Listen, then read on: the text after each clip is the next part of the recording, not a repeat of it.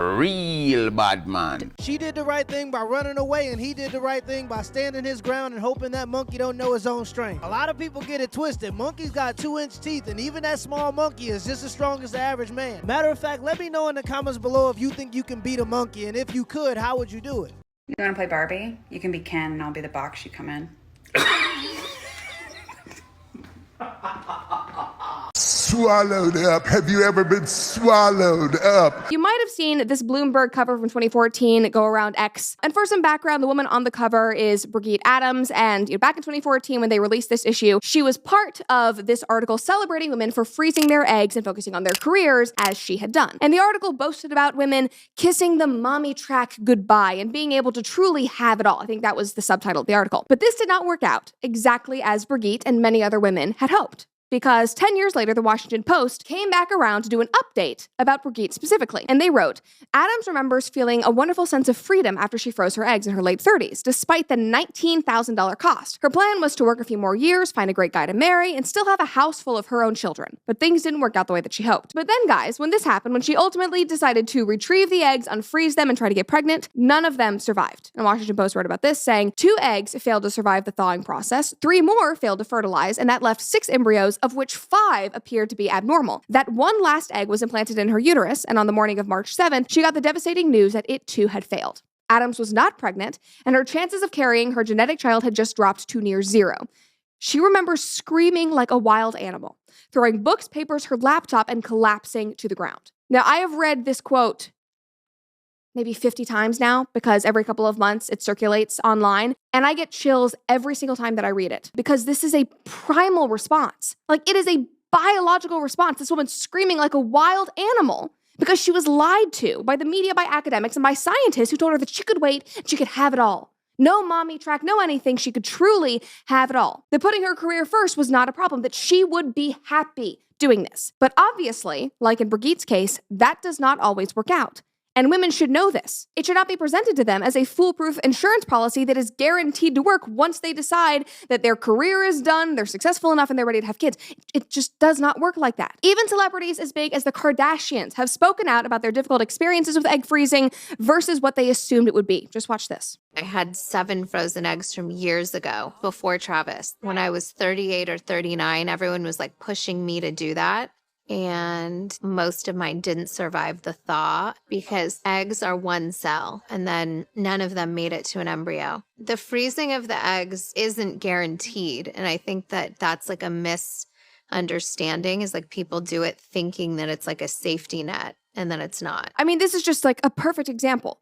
Like, these women dated a bunch of guys, they put their careers first, they froze their eggs, and none of them survived. It is an utter lie, and they do not tell women this. And again, I'm not saying that this is some objectively terrible thing for women to do, and I, don't understand why women have to do this in some cases, because I get it, I understand, and it's great that this science does exist in those cases, but to push this as a fix-all solution for all women so that they can pursue their careers and live their lives in their 20s and 30s, and then villainizing motherhood is what I have a problem with. And the craziest part is the only people who shame women for wanting to be mothers is other women, which don't really make sense, because if you ask women what makes women special, most of them will say it's because they can have kids. And I agree, but if that's what makes women so special, why are we encouraging women not to have kids? Even if you can find the $11,000 per egg to freeze your eggs, there's only a 20% chance that it's gonna work. That's like going to buy a brand new car and there's only a 20% chance that you can even drive it. Y'all can keep listening to these corporations if you want to. Sound like a scam to me. You don't find that suspicious? You don't find that suspicious? Do you have like a type, like you like black girls, white girls, Hispanics? Oh man, I got the perfect girl right now, Christina Mackey. What is she? Oh man, she's amazing. No, I'm saying like she's race. spectacular. Oh, okay. Good job, my brother. He cold. Why don't we like the patriarchy? Because the patriarchy. Why? Because it makes it so much harder to exist and just like have equal rights, and it just that. So do you think women have it like harder in society? Yes, definitely. Do you think men at all face any hardships at all, or is it really just like an attack on women in our society? Well, I feel like they're really expected to be the breadwinners all the time. Do you like that or not like that? I personally like that because I wouldn't mind not working in the future. So, So in the future, you want to be a mom? Definitely, yeah. Okay. You want to be a wife? Yes. What does that look like for you if we don't like the patriarchy? Gotcha, bitch. I'm gonna let you answer that one. Oh, well, I was just gonna say it's not about like hardships, it's just about like making it an even playing field. Okay. I mean, everyone can have a hard life, but women are like statistically targeted more.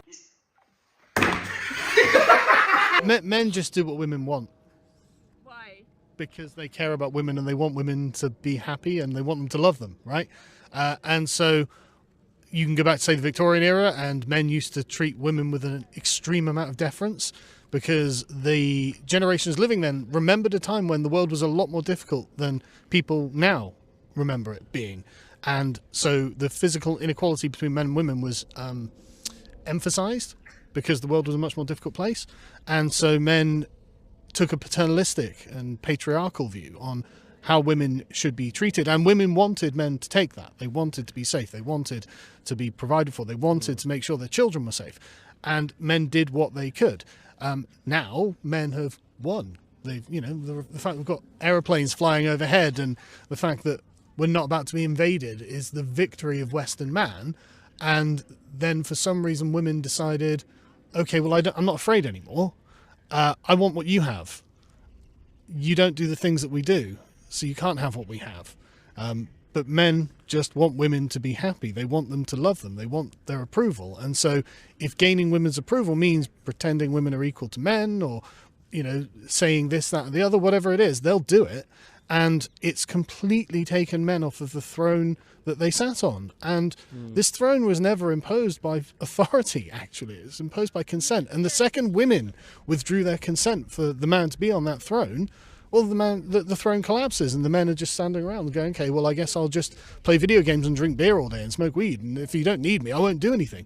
Because that's really the whole raison d'etre of being a man, just to be needed by someone else. And it's always been women. And until women understand that actually they're kind of destroying men, then nothing will change, because men will never be able to stand up for themselves and their own dignity. And if a man doesn't have a family, it's bad for everybody. If a man doesn't have a family, what's the point of going to die in war? What's the point of being more productive? What's the point of caring about your community? And you can already see it happening. Less boys are going to school, less boys are going to the military, and more boys are being addicted to porn and video games. In the next 10 years, I think this is going to be a big problem. And if it wasn't for fast food, porn, and video games, I think it would have already been. By the way, y'all, I started a Facebook page where I'll be posting some smaller clips. I'll leave a link in the comments below. Let me know in the comments below if this video was a W or an L, and give me the HBO special. That's a Help Brother Out special. Hit the like and the subscribe button for more content.